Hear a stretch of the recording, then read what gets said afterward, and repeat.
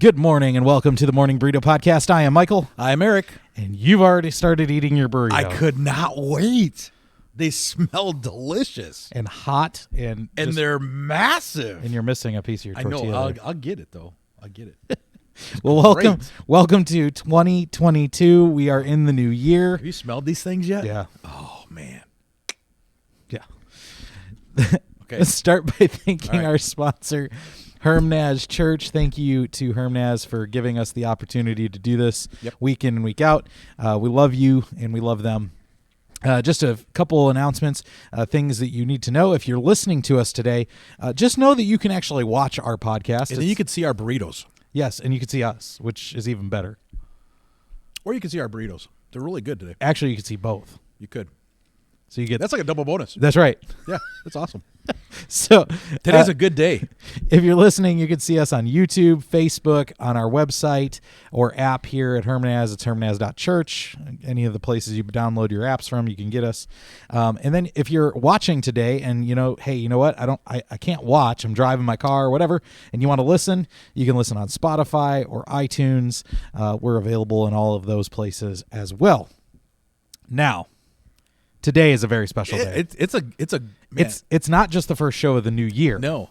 It's not quite as good as Christmas, though, but it's close. Nothing is better than Christmas. No. Well, actually, Easter Sunday is kind of better than Christmas. Yeah. I mean, I love Christmas. But today's pretty cool. Yes. So today marks the 52nd episode of the morning. 52. Yeah, of the Morning Burrito Podcast, which means the first episode of 2022 is also the 52nd episode, meaning we have now reached a year doing the podcast. I know, 1 year. I mean, it's technically longer than that because we've taken some weeks off and stuff, but This is our 52nd episode. That is really a neat achievement. Yeah. And if you've been with us from the very beginning, we got burritos today. And we got burritos today. If you've been with us from the beginning, you can definitely see the maturation of the show, of the podcast. Our equipment has got considerably better as we've gone along here. And, we were actually talking about it before the show today. You were expecting the phone, camera, which we have not used, in a long time. I know. And we have these nice cameras that the church purchased and stuff. So nice. And I'm setting up this big camera, and he's like, "Oh, we're using the big boy camera today." I'm like, "We've been using it a long time now." Yeah. So it's great. It's been a year. This has been great. I will say that I am disappointed in us for much of this year. We have not had burritos during our show. It's true. And the reason being, they got expensive. They did get expensive. They got expensive. Trying to buy them once a week. I mean, they're not if you're getting a good burrito, we don't slack on our burritos. None of the Starbucks prepackaged from Seattle burrito stuff. Correct.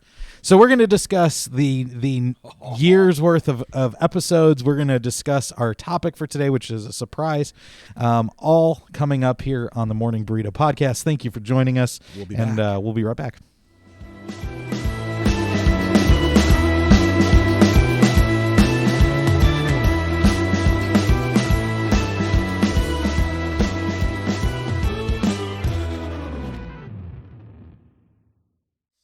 Can you hear me chew? You can hear you chew. We were just talking in that short break there about the burrito, and I will admit these are from Jack in the Box. And you threw it out there. I did throw it out there. We normally go to Java Junkies. That's our go-to for morning burritos. And there are burritos, and if you live in Hermiston or Umatilla County, there are places to get some good morning burritos. But I wanted to get this guy one that had salsa on it, and Jack in the Box makes a burrito, and I don't know why it wasn't available on the app, but they make one that has this sriracha cheese sauce that on most days I don't add it to mine because it just I don't want to take that risk with my acid reflux, but it does have a really kickin' flavor, and you probably would have really loved it. It needs it. I mean, it's good, but that would be really good. Yeah. Okay. So, hey, again, it's been a year, Eric. We have been doing the morning burrito for a whole year at this point. Unbelievable, actually. that we stuck to it for a whole year. That's I true. mean, that's like one big goal right there. You know what? Actually, in the midst of pandemic, this is one of the consistent things that we've had. This is about one of those only things that have been consistent. We've been able to get together. I mean, now, granted, we've had some weeks off here and there, where, you've been traveling or, I've had things going on or whatever. But by and large, we're on almost every week. And it's been a really fun year doing this with you. But I want to ask you, before we get into our topic today, what's been a highlight for you being in this podcasting world for the last year? So probably it's just been really fun to try to figure out where the church and our faith really intersects with culture. I mean, it's been fun to sit and talk and figure out, okay, this is what culture says, this is what the church says. How do we put those two things together? And then, what's the word God say in the middle of it? It's been fun, at least. So that's probably pretty pastorally, probably not real fun for you guys watching, but that's been a highlight for me. I think probably the second thing, I probably got two. Second thing is just to see if people are excited about what we're talking about and have some of their comments flow in, like the Aliens show. Yeah, some of those comments and some other things that we've done. So it's been fun to watch that. Yeah, and we've gotten to we know we have one of our church family members has not watched our show for an entire year. Oh, right. And it's just ironic that we're on our 52nd episode today, because yesterday, well, I guess it would have been Sunday, she said that it was yesterday. It was Monday. Yeah. So she texted both of us and she says, "Hey, I listened to one of your episodes for the first time." Right. And she did Hottest is Modest was her first episode, which, by the way, if you haven't seen that episode, go back and watch it. It is a really good, it was fun. Especially if you're a parent, it is a great episode. But Tessa will say you got some catching up to do, because this is year number 1. Yeah, so you got a whole year's worth of, yep. Well, a year minus one show, I guess, at this point that you got to catch up with. But yeah, for me, I think the highlight has been similar to yours, being able to discuss topics that, I mean, as pastors, we don't really get to preach on some of this stuff. We don't get to have these long form type conversations about. And it has started, some of those things have started conversations with our people. The alien conversation would be one, the dinosaur conversation. Oh, yeah. Evolution versus creation is, Kermit getting canceled. Ghosts. We talk about ghosts. Yep. That one was fun. The monsters of the Bible. Yep. And talk dinosaurs. That was good. So, yeah, I mean, it was really fun. And I think more than anything, my highlight of doing this podcast for a year now is that it has brought us even closer, because we know each other even better than I think we would have had we not done this. We've been able to be a better staff for our people because of this show. So I love you, man. I love you too, dude. All right, so let's get into today's topic. Yes. Burritos. And ironically, here's the funny thing. When we came up with this topic in staff meeting yesterday, I said a word, not intending it to go the direction that it ended up going, but we are going to talk about the title of today's episode, if you didn't notice, is Uncontrollable Noise. We're going to talk about the noise in our life. And we're not necessarily talking about literal noise, although it could be. Like me trying to chew out on a burrito without salsa? Right. Yeah. Eric, can you define the type of noise that we're going to be talking about today? Okay, so we haven't talked about this stuff. So, right? Mm-mm. So, okay, so you're asking me for a definition of noise. Okay, so, boy. I know I said the noise that we're going to talk about today. The noise that we're going to talk about, noise that gets in our way from hearing God. Mm-hmm. That's right. That's what we're going to talk about. So yeah. Okay. We did a really good job in show prep today. Well, I'm sidetracked by the sausage. The sausage in here is really good. It is. So the noise, because there's a difference between noise. I mean, there's the noise that alerts us to something. That's noise. And then there's a noise that just drowns things out. That's obnoxious. Do you remember? You're making noise right now. I'm trying to talk. This is really well. See, you're making noise. Just hold that thought. Speaking of a fun moment in the last year, it was probably 3-4 podcasts ago now when John Shaver walked in and we were in the middle of doing the podcast. We had recorded an episode and he walked in. I don't remember what he did though. What do you do? He just walked in as if there was nothing Just nothing happening. going on. John, we love you. It was Yep. it was funny. We were speaking of noise. It was. It was. But he was quiet, though, when he did it. He was quiet. Yeah. It was like a mouse. So, yeah. So, Anyway, so sorry, the, go ahead. So the different noises. I mean, you got noise that drowns things out, and you got noise that brings awareness to, right? It's like an alarm kind of thing. And some noise is totally distracting, and some noise is soothing. So, I mean, you got all kinds of noise out there. But no matter what the noise is, it gets in the way. So My wife, we had some friends from the church here at our house on Sunday night to play games and have dinner. And my wife had made garlic bread in the oven, and our oven needs to be cleaned. I mean, it's at that point where it needs the cleaning. And she knew it, but she put stuff in the oven anyway. And what do you think happened? smoke alarm? Oh, yeah. And you lived in the house that I live in before I did. We cleaned it, though, before we moved out. So Oh, I'm not blaming you. Okay. But you know how high the ceilings are? Yep. And the smoke alarms are on the ceiling, the vaulted ceiling. So Yeah. you can't get to them to, like, no, you need a ladder. Right. Yeah. And so this stupid smoke alarm, beep, beep, beep. And we open, the back door, the sliding door, and we open the window in the front. And it's like 30 degrees outside. So opening the window in the back door does not feel real great. Why'd you when get the it's- ladder out? I have a ladder that's like 4 foot tall. Okay. I need a bigger ladder. Yeah, it's a high ceiling. That'd be a Christmas gift for this next year. Well, so you air conditioned your house in the wintertime. Yeah. Yeah, good. Yeah. So, but The bread was good, though, you probably. Oh, it was great. Yeah. But that's a good example of noise that's happened in Yeah. my last couple days. There's nothing more annoying than a smoke alarm. Yeah, my noise in my On purpose. life has been drums. Drums. My one son is just drumming, and they're electronic drums. But Upstairs, they still make noise. But we still hear them downstairs in the complete opposite end of the house. So I can't even imagine if it was a kit. So Like a real yeah, acoustic kit. So He did great, by the way, on Sunday. he had a good time. It was fun to see his smile and his excitement to be on the worship team, and it was really fun. I was so excited to get him on stage, and the team was very impressed with him because they'd never heard him drum before. None of them. Yeah. So it was. We haven't either. All we hear is because he's got headphones on, right? So that's all we hear is a little tick tick tick tick tick tick. He did great. It was awesome. So we're talking about this idea of the noise, and it's again not necessarily the smoke alarm annoying noise. Noise might be just something that's moving you off of your spot, I guess, is a really simple way of saying it when you talk about your relationship with God. So for you, what are some examples that may resonate with people in our audience of things that are noise in their relationship with Christ? So What moves them off their spot? Well, that's a different question.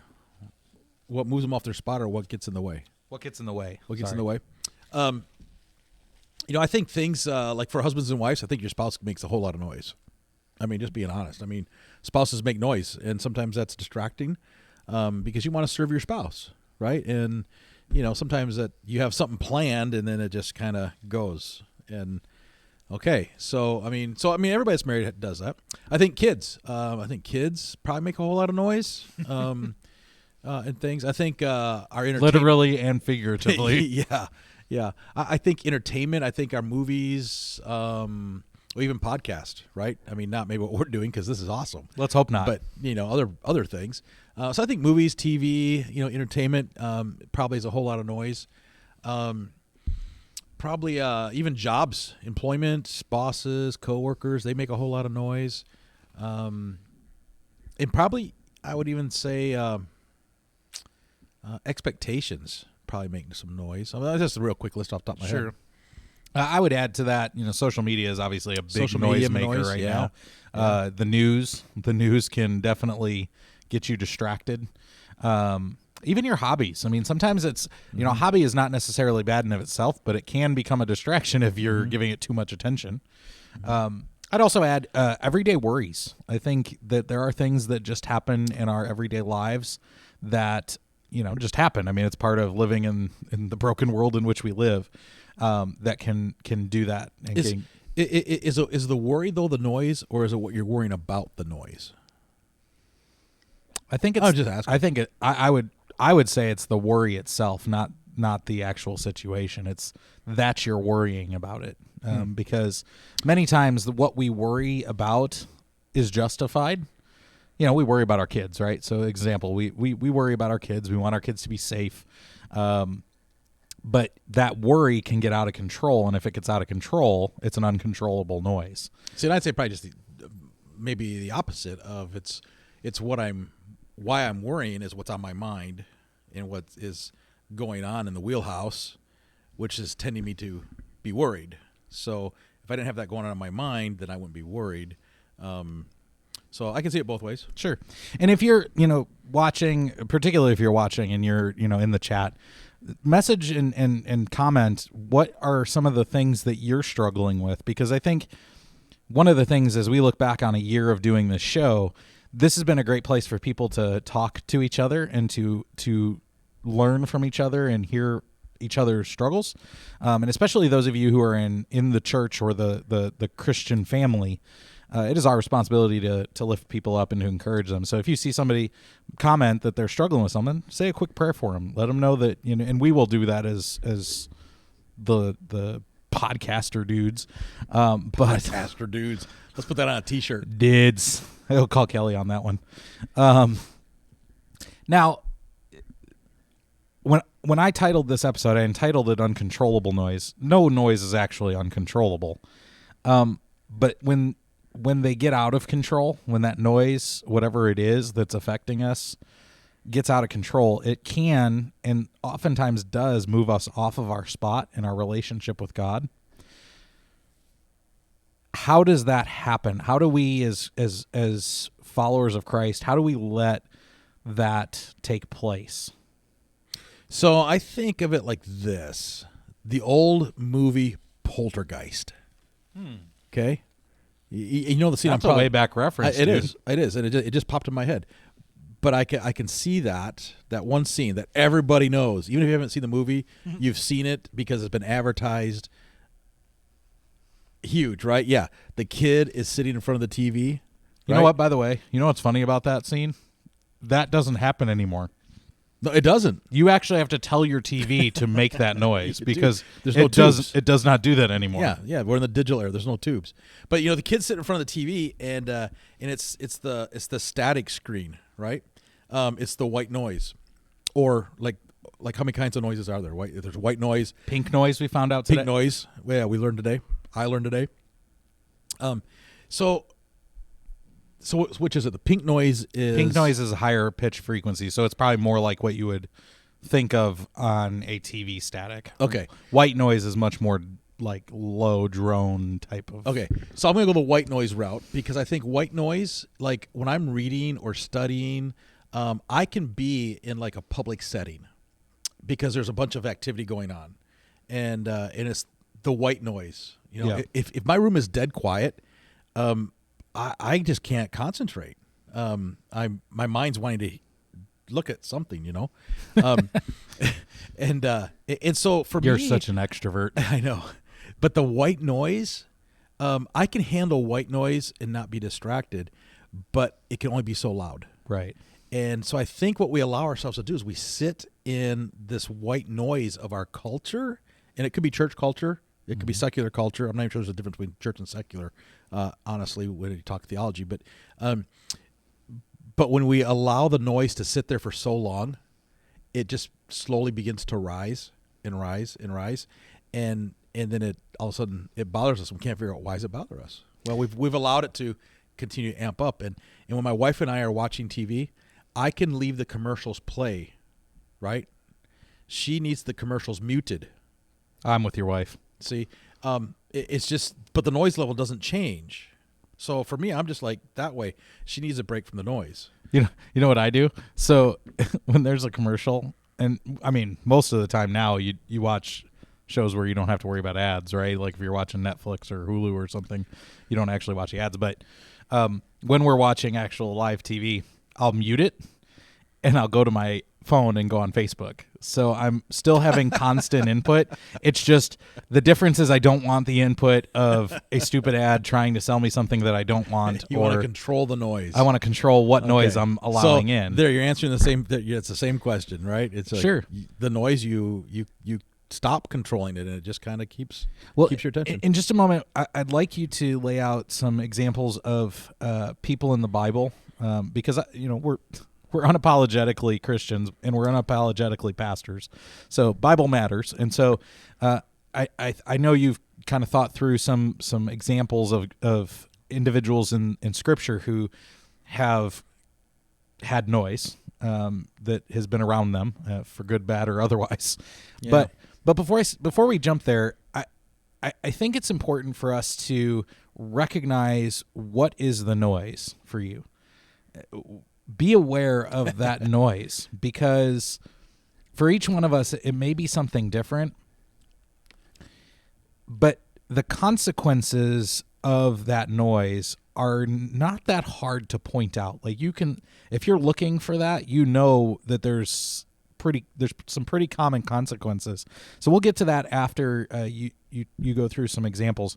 I've got a whole list of some things that are markers that, the noise has got me a little bit here. I need to reevaluate. So give us some examples of individuals from the Bible who had noise all around them and had to figure out how to deal with it. Well, I think some of the ones that come to mind, I think when we talk that is Samuel, young Samuel in the Bible. He's hearing God talk, but he doesn't recognize it's God. And it's not because he didn't know God. He knew God. He just wasn't trained in listening for God. His mentor kind of dropped the ball there. So sometimes I think we're not trained, right, to hear God through the noise. And sometimes we hear God talk and we just think it's just noise. And so we kind of brush it off and go like, well, I don't ever hear from God. Yeah, you're hearing from God. You just have to recognize that it's not noise, that it really is God talking. I think people like, Judas. Seriously, Judas, one cool dude. But something happened. He had all this input around him and different voices speaking into his life, and it got loud, and he got sidetracked and lost sight of Jesus, who he actually traveled with. He was chosen by Jesus to be one of his followers. He lost sight of that. I think Samson would probably be another good one. Love that story. You could almost ask the question about Samson. When did Samson really lose his power, lose his strength? Was it really when his hair was cut, or did he already lose sight because it was so loud? Because his focus was more on women, specifically Delilah, right? You can kind of make a case for both. I mean, the Bible's pretty clear, though. The Bible's pretty clear. It says he lost power when the hair was cut.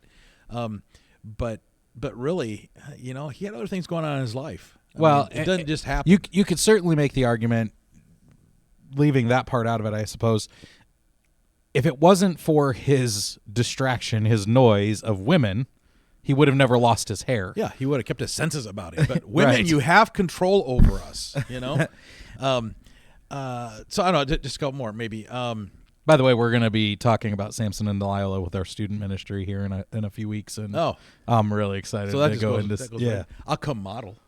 Yeah, right. Seriously, man, that hurts. Hey, I can't be Samson. I think Jesus, even when he had all noise around him, Scripture says he gets away to the mountains, right? Mm-hmm. And he goes up to the hillside, he gets in a cave, and he prays over the city of Jerusalem. He had to get away. He had to get away from the noise. People want they wanted him to become a politician. So he gets away, sends the guys out in the boat. And he said, I'll catch up with you guys later. Because he recognized that it's a little loud right now. I need to spend time with my dad. So, and if you even go further back with Jesus, back to before he started his earthly ministry, he goes out into the desert for 40 days and 40 nights. It may have been silent as far as not a bunch of people, but it was certainly loud. There was a lot of noise around Jesus that Jesus had to contend with. The noise of temptation, the noise of the enemy trying to tempt him to fall. And Yeah. Jesus knows what it's like to have noise. Yeah, totally. I think Jonah, another one. I mean, man, good one. talk about noise. I mean, God spoke. He heard God. I mean, maybe today you're watching. You've heard God speak, and you didn't like what you heard, so you've allowed other noise to come into your life. And before you know it, the noise has become so loud, you've talked yourself into believing that, well, God didn't really mean that, and I can do my own thing. And so we know he gets swallowed, he gets spit up. And Nineveh, they're like, hey, we're going to have this prayer and fasting time. And before you know it, revival breaks out. But so I know, you can go on and on through the Bible and look at noise. I think Sodom and Gomorrah, huge noise, right? Think of Lot. Yep. Lot is like, no, Lord, really, let me go and just find, people that love you. And the Lord's like, okay, yeah. If I can find one person. You go find, go find 5, go find 3, go find just one person. And it was so loud, people, couldn't fathom that. And you can go to David with Bathsheba. That was noise. You're right. Distracted him. Right. Well, even Lot's wife. Sticking with the Lot thing.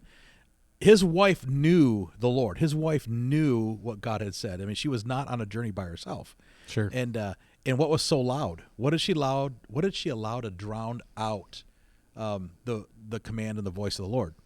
It was the noise of chaos in the community where she had to turn around and poof, right, pillar of salt. But yeah, and you could even you could talk about Job. We could go on the whole show let's doing just teach this, the whole Bible today. But Job. The guy. Yeah.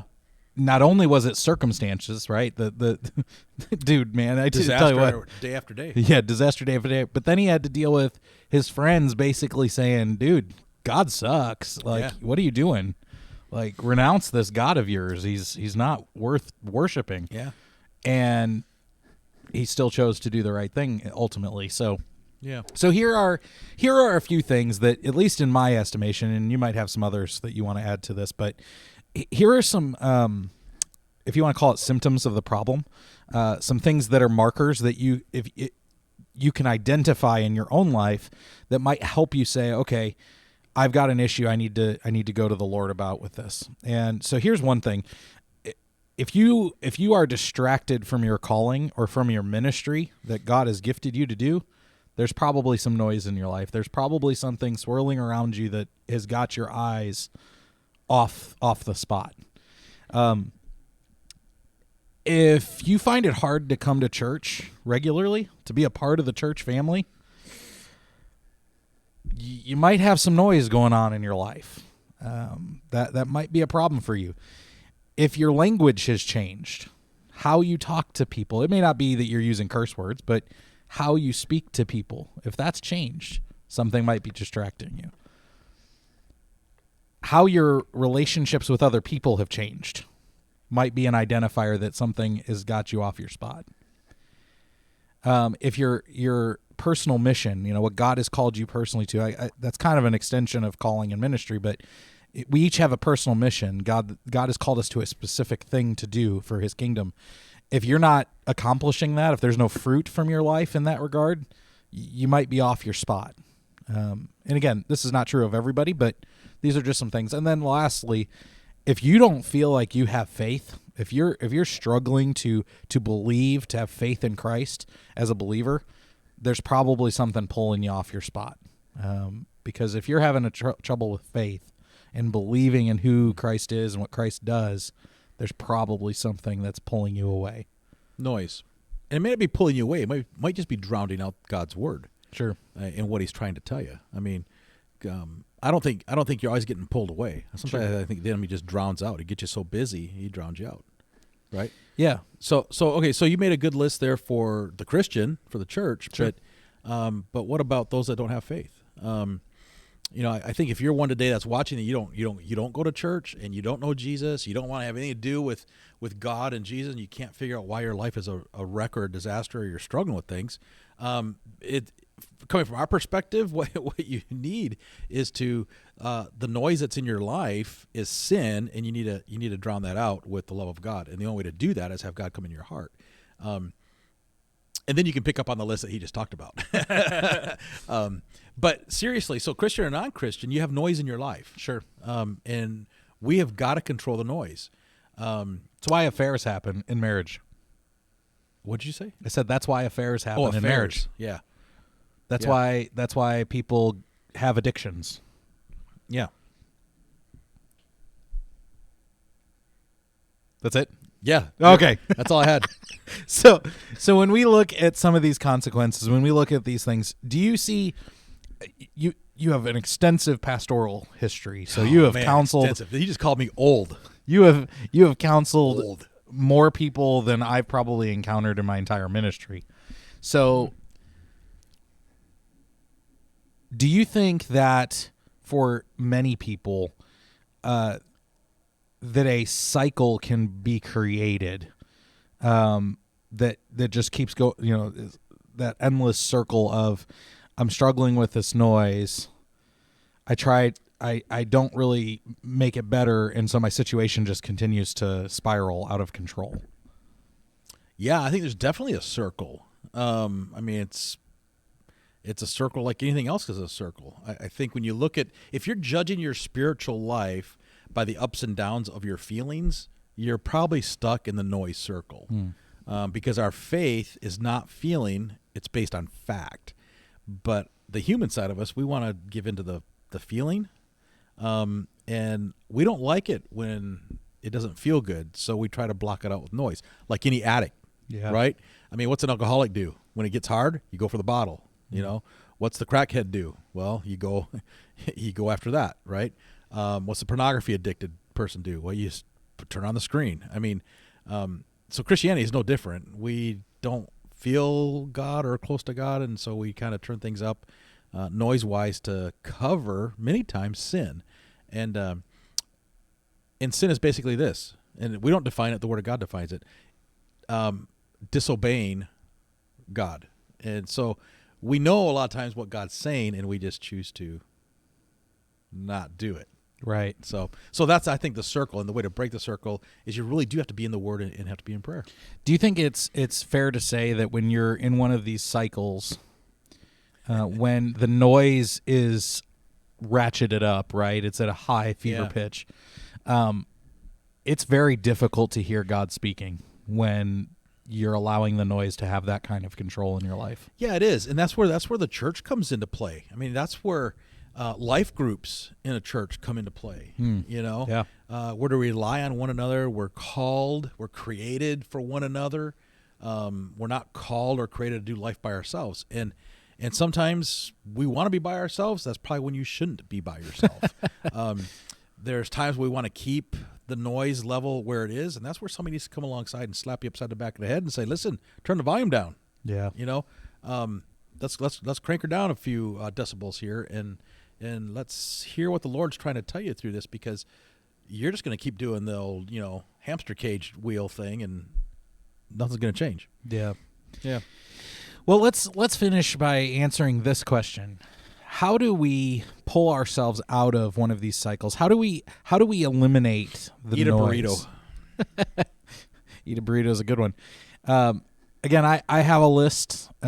This is not certainly the only thing you can do. But I would say, first of all, you need to identify the noise. Man, that's tough. Got to identify. You got to be aware of what's going on. That's tough, though. It is. It's tough. I mean, because like my dog will bark, and that's the kind of noise that's going to bring and alert me to something, right? Mm-hmm. So I already know. I don't have to think about what it is, right? I know I can identify there's an issue because my dog is barking. That's a noise I know. But what about the noise that you're not really sure where it's coming from?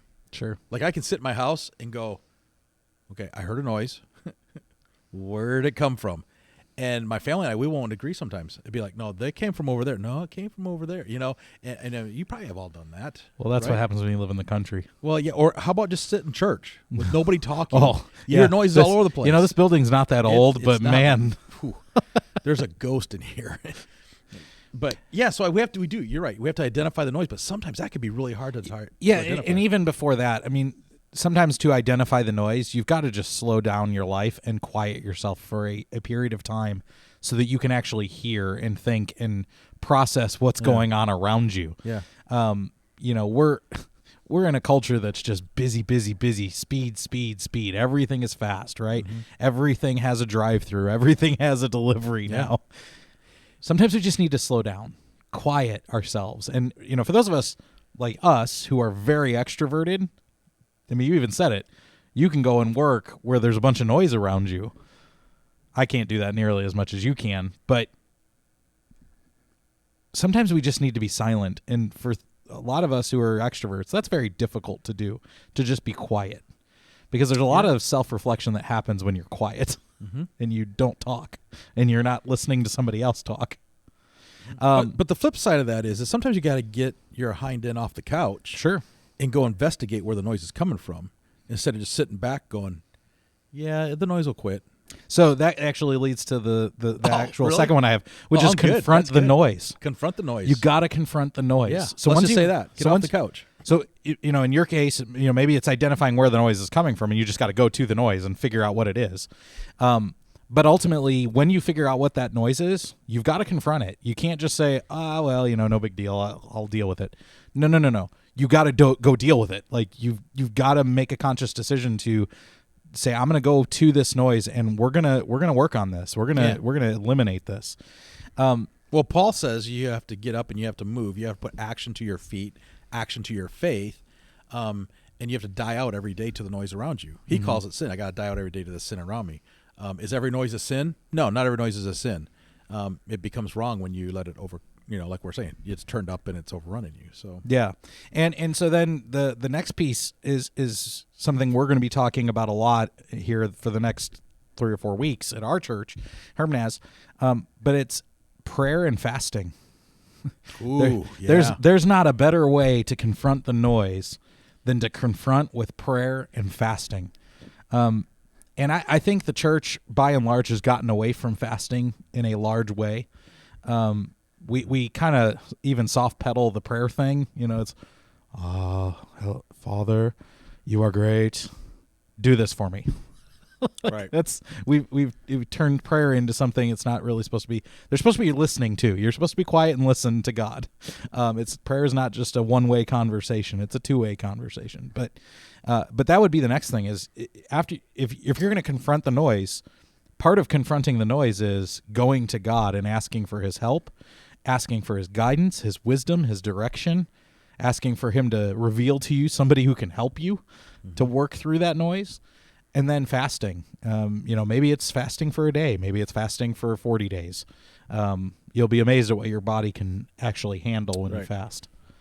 And, if you want to, this is probably a good time as any to just mention what we're doing here at Hermanaz starting on the 23rd of January. Well, starting the 23rd of January, and it doesn't matter if you're part of Hermanaz or not. Take the challenge to fast. I talked to somebody today that says I haven't ever known anybody other than Jesus who has tried to take on a fast. And, my first thought is like, well, read your Bible. Because, I gave a whole list on Sunday of reasons why people in the Bible say they fasted. But I have to remember that we want to fast 2 ways this year as a church. And that is, one, we're fasting food, and we're fasting extra spending. And the reason why we're doing that is because we have lost, I think, some of the meaning to fasting and to prayer. So without the whole sermon, right? I don't want to give us that, but fasting is to set us apart and focus solely on the Lord as our life support, and not on the food. Food gives us an attitude when we don't get it, and we don't get it the way we want it. Like we don't have salsa with it, right? You get a little irritated with it sometimes because it's our support. It's how we live. That's our livelihood. And so in the Bible, biblical fasting, when it's food related, it's because we want to be totally dependent on God and seek him first before we have the Twinkies and the burritos. Seek him first. Well, and the same could be said about spending, because Exactly. impulse buying has never been more of a thing than it is right now in our culture. So taking the idea to fast extra spending, which is like, okay, you can live without coffee, right? You don't need to go through the coffee line.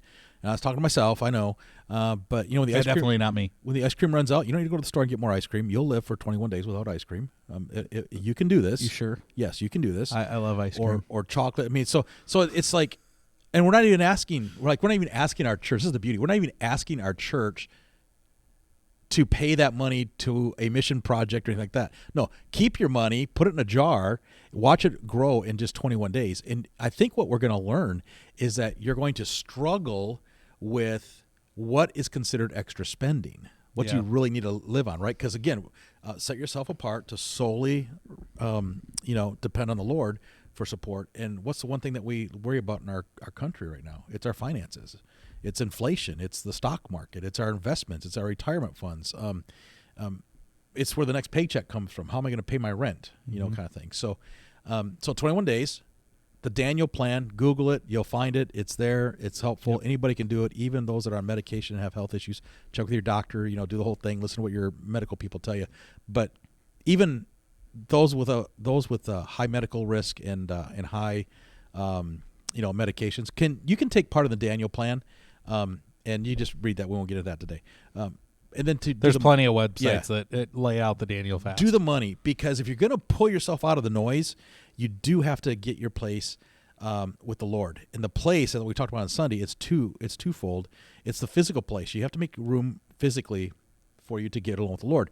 But then the Lord talks about the place of your heart, and He wants you to be in a place that you come to Him. And then when you are in that place, His scripture says, when you're in that place, He says, then my ear and my eyes will be attentive to your prayer. Mm-hmm. And I just love that, because it's in the place. Well, there you have it. You may be drowned out with noise. You have to find a place to get with the Lord and let Him rock your world. So then the final step, in my estimation, is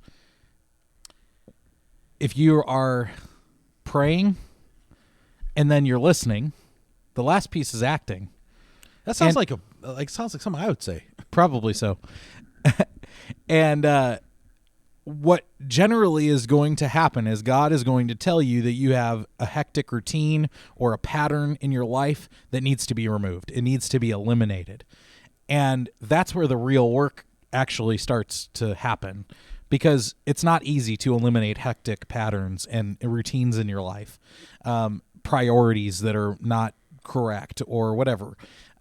And so that's where the real work is going to have to come in, and it's going to require for you to not do it alone, but it is going to require for you to do some of the work. It's not like it's like the movie Evan Almighty. Yeah, good movie.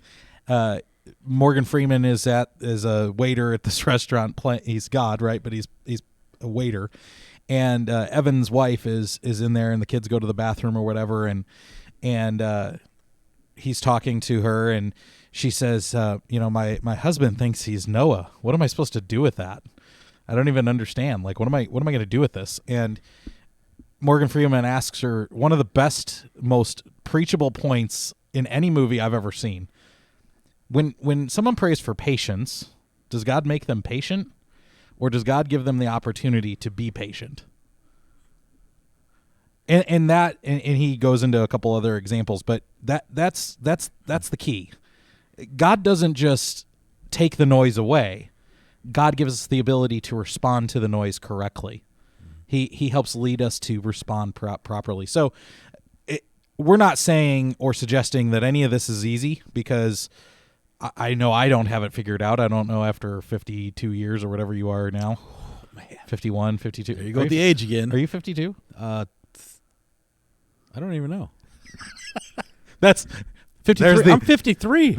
Well, see, I gave you the benefit of the doubt on that one. Yeah. So after your 53 years, I don't think you would say this is easy to do this. Yeah, no. But life will get easier the more that you learn how to handle the noise with the help of the Holy Spirit in your life. It won't be as loud. It won't be as pronounced as you get closer to Christ.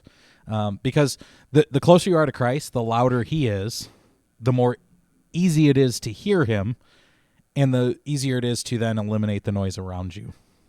Yeah, I've learned to combat noise that's in my life with noise. The psalmist writes time and time again, make a joyful noise unto the Lord. Mm-hmm. And that it usually is tied with a verse either before or after, or really in close proximity, that says, it makes reference to how you're going to grow or how you're going to worship the Lord. It's make a joyful noise. Doesn't need to be on key, right? Especially in your case. But it's make a noise. And for you, the noise might actually be turning up Christian radio as you're driving. Yeah. That might be the noise you need to get lost in loud worship, to where it just kind of beat your brain cells together a little bit. That's okay to do. You know what my favorite story about you is? Oh, great. When I had not been here for very long. You went to San Am Pass. You were going to get fish. You were in tuna, I think. You were Fight My picking Battles? Yeah, and you were talking I about the love that. song "Surrounded," "Fight My Battles," Oh, and I man. just have this image, and I've ever Sitting since back. then that he's driving through the mountains with It's awesome. the pine trees and stuff, and here he is, all by his lonesome on this road, Yeah. and he's just screaming in his That's true. off key I was. "Fight My Battles." That's great. But I had battles, and that's you're right. I did what I told you to do. Crank it up. It was great. It was awesome. So, hey, before we go today, we said that we would. We didn't tell our podcast crew. Now, those who journey with our church will know this, but those who don't necessarily journey with our church may not know this. But we said we were going to tell them the final number, or number. We never told them the actual number Right. of what we raised for our well project. To speak Okay. of the pray, listen, and act. Right. This is kind of an opportunity for us, just in these last few moments, to share our hearts. We did it on stage, but there's a disconnect when we're saying this from the stage, as opposed to saying it in a avenue like this. Yeah. When I looked at you and that number was revealed on stage a few weeks ago, we had this eye contact, and I think both of us were at a moment where there was no words that we could even express what we were feeling on the inside. I didn't know what I was feeling on the inside. So the day we revealed the initial number, it was $158,000 plus. Mm-hmm. I think it was 158, 127. 127. And it's hard to remember. I just remember the 158. But we were looking at the 58, and we were already floored by the fact that it was 50. We saw 58,000, right? You and I were both like, holy smokes. We had guessed. Our goal was Our goal was 14,000. 14. So, I mean, 58, we were incredibly surprised. Mm-hmm. So what was your initial reaction when Trish from our church helps work with the money here at the church, brings that one and puts it up there, and you tore that paper and you saw that one for the first time? What was your initial thought in your brain? My initial thought when she came up was that we worked so hard to make sure the number was the amount that we actually raised, and we worked really hard because I didn't know what the number was. Right. Neither of us did. Yeah, I wasn't told an update at all. So I couldn't believe that we goofed this thing up. That was my initial thought. I'm like, oh, seriously, it's not 58,000, it's 5,800. That's what I'm thinking. $5,800? What's going on? And she put this other card up on the front, and then I'm like, is that and I thought it was a dollar sign. And I'm like, how does that fit? I'm trying to make it $5,800 in my head. And and it was the one. And I'm trying to read that many numbers, like what? And it took a long time to compute. As Speechless. I mean, I'm not speechless very often. It was like one of those things. Like, how do you even say that number? so yesterday or Sunday, we announced the final total, the final, and it was 162,265 was the final total. If you have one thing that you can say about what God did with the Well Project, what would you say? Well, I think there's a whole lot more than just one thing, Pastor Michael. But okay, so for time's sake, one thing. I think the one thing does fall back to how God has laid on my heart for our church the last couple of years to challenge us in how to pray on what we are supposed to financially invest into the kingdom. And it's very simple, and you already referred to it. But challenging our people to forget about tithing and a percent and offerings and what's right and all of that, but to really seek the Lord and pray, asking the Lord what it is that he'd have you invest into his kingdom. Listen to what he has to say and then act on what you hear. And if you just do that, you do those three things, there's blessing for you as the giver, and there's blessing that's going to go out for the gospel around the world. And I really, truly believe that people did that. And I think I look at this, and I guess I've talked to a couple pastors since Sunday when we went through this number, is because they're asking me the same thing. What happened? And I'm like, man, it's pray, listen, and act. And I think our church finally has caught that concept. And I think they did that. And because we are not a church of white collar people, we're a church of normal, everyday living people in today's economy. And I mean, we're a hard group. We would have never hardworking group of people, right? As pastors, we could have never anticipated never $100,000, let alone 100. I mean, we would never have imagined 58,000 to begin with. I was stuck between 8 and 10,000. I thought 14,000 was a good goal, something to really stretch us, right? So yeah, I had no idea. Well, and what's funny, little backroom baseball, whatever you want to call it. The only number we knew was that first Monday. Yep. After we started the fundraising, we knew one number, and that was $700. Yeah, and I remember Sunday. we had a conversation. We're like, well, our people are going to come through. They're going to do what they need to do to. Yep. We're no matter what, God's going to do something. But I'm sure at least for me, there was some uncertainty and like, okay, well, $700. Did we pitch this wrong? Like, what did we miss? Yep. We obviously didn't miss anything. And this is my one thing. I hear all the time people will say things like, God can't do anything for me, I'm not rich, or God can't do anything with me, I don't have talent, or pick the thing, right? God used average, ordinary people in a small town, rural community in Eastern Oregon to build 116 clean water wells in Asia. Yep. That's 20 years of clean water for 116 communities of anywhere between 300 and 500 people, pretty much. Hundreds of thousands of people. Hundreds of thousands of people that are now going to have fresh water, clean sanitation.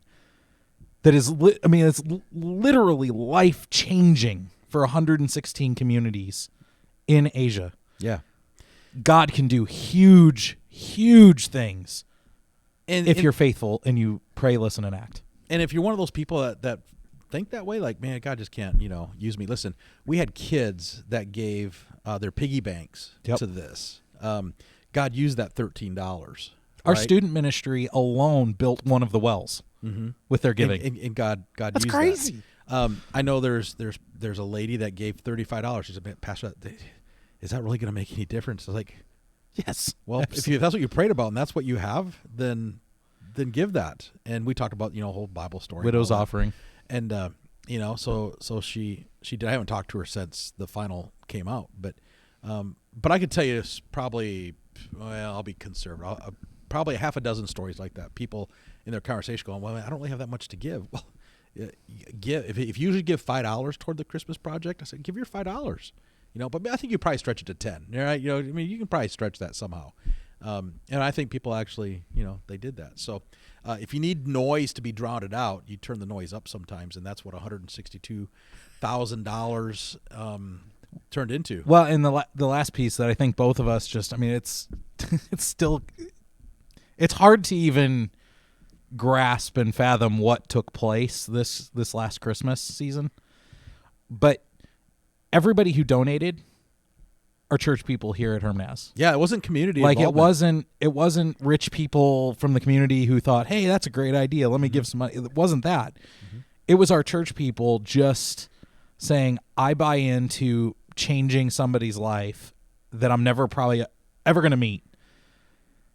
And they did it. They, again, pray, listen, and acted. And man, I just want you to know, Hermanaz, we've said it from the pulpit, but we are so. Yep. We could not be more proud of our people than we are right now. Like, it's just, and sometimes it's so exciting. Sometimes I'm getting comments from other people, and most of them are like people that don't go to our church that are just friends like out there on social media.